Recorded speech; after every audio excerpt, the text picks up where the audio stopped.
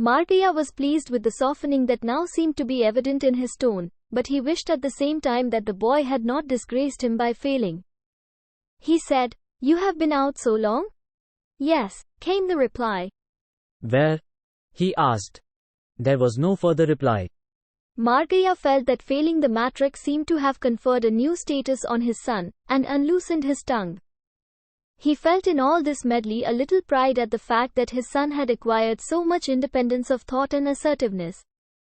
He somehow felt like keeping him in conversation and asked, with a slight trace of cajolery in his voice, "Was the door left open without the bolt being drawn?" "Yes," replied the boy from somewhere in the darkness. "That's very careless of your mother. Does she do it every day?" There was once again a pause and silence. His wife seemed to have fallen asleep too, for there was no response from her. He somehow did not wish the conversation to lapse. He said as a stopgap, "What'll happen if a thief gets in?" There was no response from the son. After blinking in the dark for a few minutes, Margaya asked, "Boy, are you asleep?" And the boy answered, "Yes, I am." And Margaya, feeling much more at peace with himself at heart for having spoken to him, fell asleep at once, forgetting for a few hours the matriculation examination and his other worries. They got into a sort of live and let live philosophy. He hoped that when the schools reopened he could put the boy back at school, prepare him intensively for his examination, and if necessary see some of the examiners and so on. Margaya had a feeling that he had of late neglected his duties in this direction. He had unqualified faith in contacting people and getting things done that way. He could get at anybody through Dr. Pal. That man had brought into his business a lot of people known to him. Margaya's contacts were now improving socially.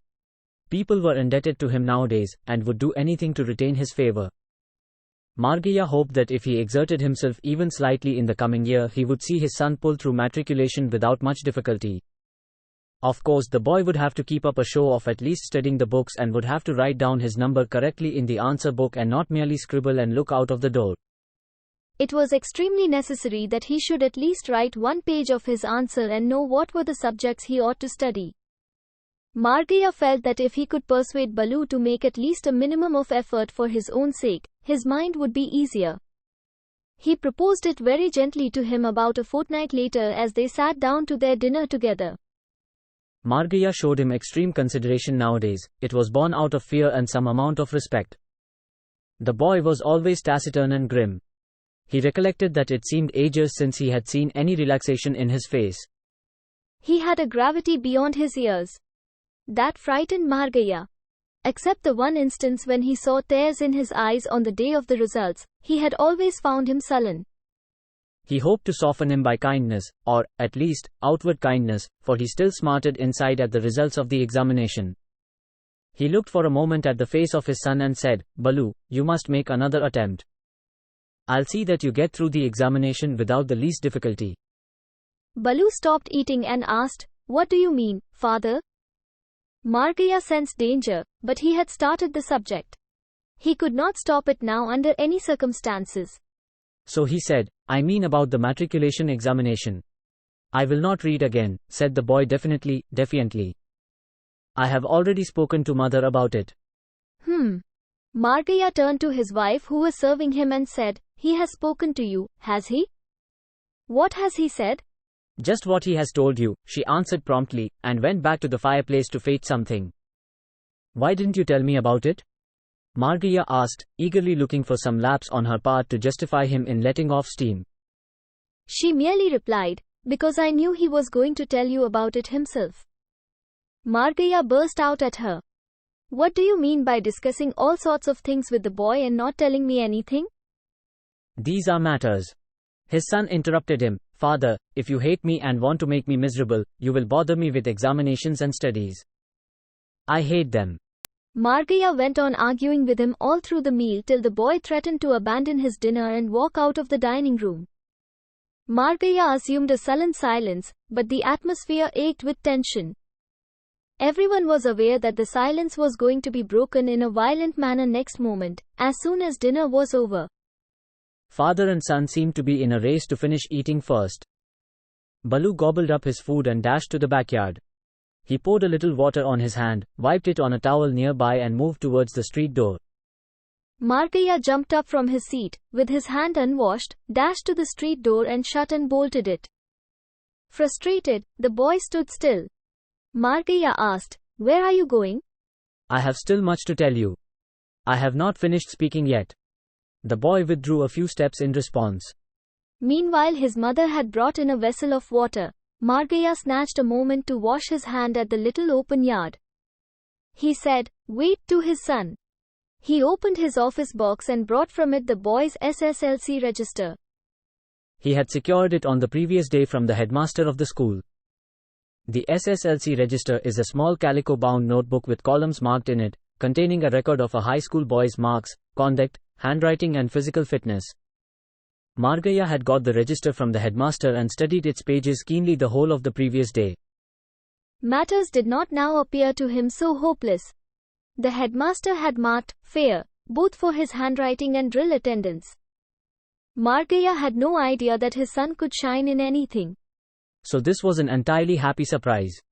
His marks in almost all subjects were in single digits. The highest mark he had obtained was 12 out of 100 in hygiene, and he had maintained his place as the last in the class without a variation. One would have expected Margaya to be shocked by this, but the effect was unexpected. He was a fond and optimistic father, and he fastened on the 12 marks for hygiene. It seemed so high after all the diminutive marks the boy had obtained in other subjects. Margaya hoped that perhaps he was destined to be a doctor, and that was why his inclination was so marked for hygiene. What a wonderful opening seemed to be before him as a doctor. Dr. Balu, it would be very nice indeed. If only he could get through the wretched SSLC barrier, he'd achieve great things in life.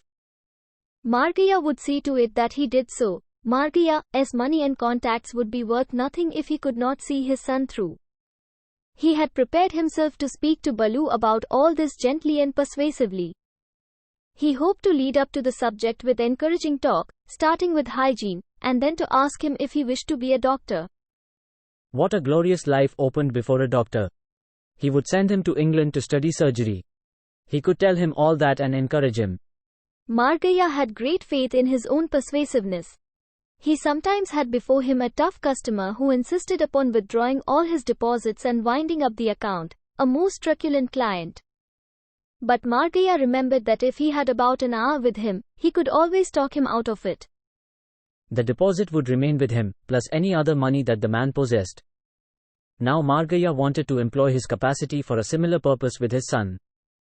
That's why he had come armed with the SSLC register. He could read out to him the headmaster's remarks, fair, etc., and prove to him how hopeful everything was if only he would agree to lend his name and spare time to go through the formality of an examination in the coming year. At the sight of the notebook, the boy asked, "What is this? Why have you brought it from school?" As if it were the most repulsive article he had seen in the whole of his life. His face went a shade darker.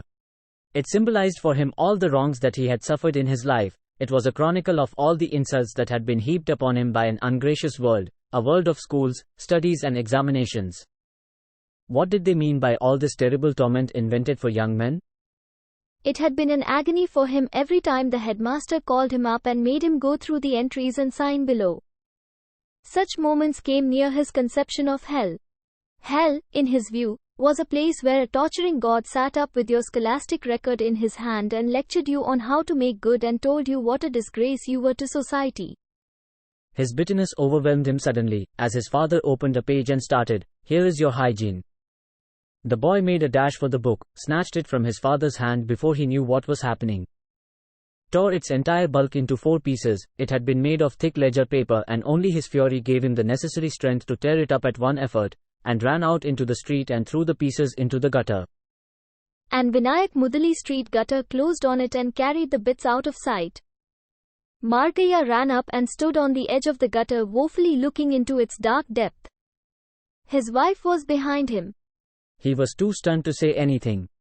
When he saw the last shred of it gone, he turned to his wife and said, "They will not admit him in any school again, the last chance gone." And then he turned to tackle his son, but the boy had gone. Asterisk. Asterisk. The only sign of prosperity about him now was the bright handle of the umbrella which was hooked to his right forearm whenever he went out.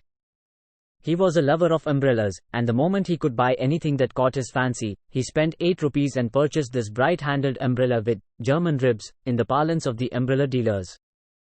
Hitherto he had carried for years an old bamboo one, a podgy thing with discolored cloth which had been patched up over and over again. He protected it like his life for several years. He had his own technique of holding an umbrella which assured it a long lease of life and kept it free from fractures. He never twisted the handle when he held an umbrella over his head. He never lent it to anyone. Margaya, if he saw anyone going out in the rain in imminent danger of catching and perishing of pneumonia, would let him face his fate rather than offer him the protection of his umbrella. He felt furious when people thought that they could ask for an umbrella. "They will be asking for my skin next," he often commented when his wife found fault with him for his attitude. Another argument he advanced was, do people ask for each other's wives? Don't they manage to have one for themselves? Why shouldn't each person in the country buy his own umbrella? An umbrella does not like to be handled by more than one person in its lifetime, he often declared, and stuck to it. He had to put away his old umbrella in the loft, carefully rolled up, because its ribs had become too rickety and it could not maintain its shape any longer. It began to look like a shot-down crow with broken wings. Though for years he had not noticed it, suddenly one day when he was working under the tree in the cooperative bank compound, someone remarked that he was looking like a wayside umbrella repairer and that he had better throw it away.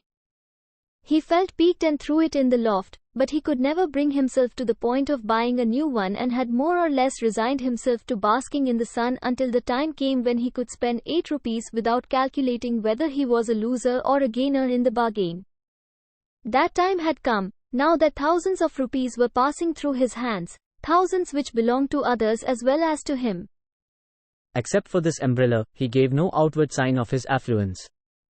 He hated any perceptible signs of improvement. He walked to his office every day. His coat was of spun silk, but he chose a shade that approximated to the one he had worn for years so that no one might notice the difference. He whitewashed the walls of his house inside only, and built a small room upstairs. He bought no furniture except a canvas deck chair at a second-hand shop. On this he lounged and looked at the sky from his courtyard. He told his wife to buy any clothes she liked, but she was more or less in mourning and made no use of the offer. She merely said, "Tell me about Balu." "That is what I need, not clothes." Margaya replied, "Well, I can only offer you what is available. If you are crying for the moon, I can't help you much there." "I am asking for my son, not crying for the moon," she said. She was always on the verge of hysteria nowadays. She spoke very little and ate very little, and Margaya felt that at a time when he had a right to have a happy and bright home, he was being denied the privilege unnecessarily. He felt angry with his wife. He felt that it was her sulking which ruined the atmosphere of the home. They had so much accustomed themselves to the disappearance of their son that he ceased to think of it as a primary cause. The more immediate reasons became perceptible. He tried in his own clumsy manner to make her happy. He told her, "Ask for any money you want." "What shall I do with money?" she said. "I have no use for it." He disliked her for making such a statement. It was in the nature of a seditious speech. He merely frowned at her and went on with his business. What was that business? When at home he carried about him the day's financial position finely distilled into a statement, and was absorbed in studying the figures. When he wanted relaxation, he bought a paper and went through its pages. Nowadays he did not borrow the paper from the newspaper dealer but subscribed for a copy himself. He read with avidity what was happening in the world, the speeches of statesmen, the ravings of radicals, the program for this and that, war news, and above all the stocks and shares market. He glanced through all this because a certain amount of world information seemed to be an essential part of his equipment when he sat in his office. All kinds of people came in and it was necessary that he should be able to take part in their conversation. To impress his clients, he had to appear as a man of all-round wisdom. He walked to his work every day soon after his morning meal. The house was in suspense till he was seen safely off. He did not believe in employing servants at home and so his wife had to do all the work. He often said, "Why should we burden ourselves with servants when we are like a couple of newlyweds? Ours is not a very big family." The lady accepted it meekly because she knew it would not be much use arguing it out with Margaya. She knew, as he himself did, that he did not employ a cook because he did not like to spend money on one.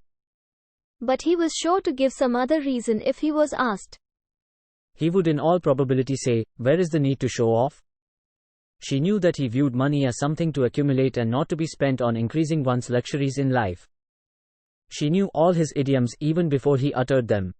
Sometimes when he saw her sitting at the fireplace, her eyes shrunken and swollen with the kitchen smoke, he felt uneasy and tried to help her with the kitchen work, keeping up the pretense of being newlyweds.